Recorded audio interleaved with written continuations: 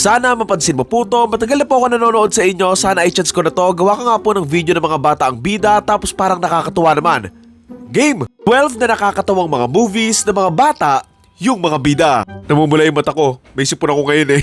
Unang-una, Baby's Day Out. Susundan natin dito ang isang mayamang sanggol na susubukang dukutin ng 3 kriminal kung saan mapupunta nga sila kung saan-saan at dadaan sila sa matinding paghihirap. Next, Good Boys. Tungkol ito sa isang grupo ng mga batang magkakaibigan na magkakasamang maglalakbay para mahanap yung drone nila na aksidente nilang nawala. Pangatlo, Dennis the Menace.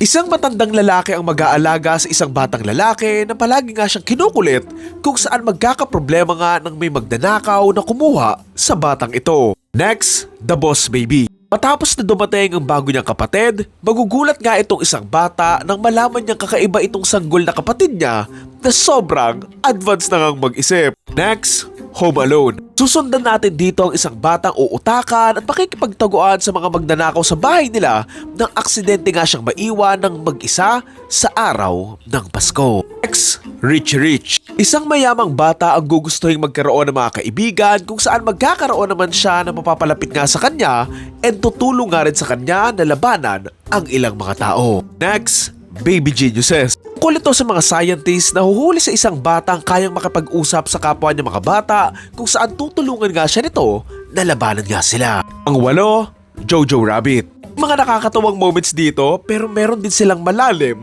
at mabigat na message.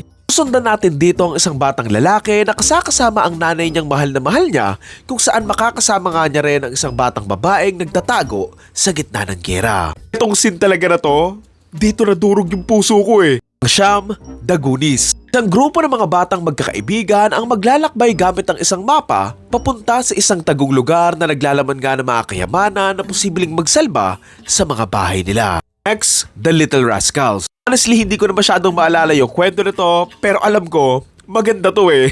Tungkol ito sa magkakaibigang mga bata, kabilang dito ang isang batang lalaki na magkakagusto sa isa pang batang babae. Okay, second to the last, E.T. the Extraterrestrial. Isang magkapatid ang magliligtas at magpoprotekta sa isang alien aksidente lang napunta sa Earth laban sa gobyernong gustong kumuha sa kanya kung saan tutulungan nga nila siyang makauwi sa tunay nga nitong pamilya. Okay, pinaka-last, Moonrise Kingdom. Tapos na magkagusto sa isa't isa habang nasa isang camp, tatakas at magtatana ng 2 bata para magkasama sila at maging malayang magmahal sa isa't isa.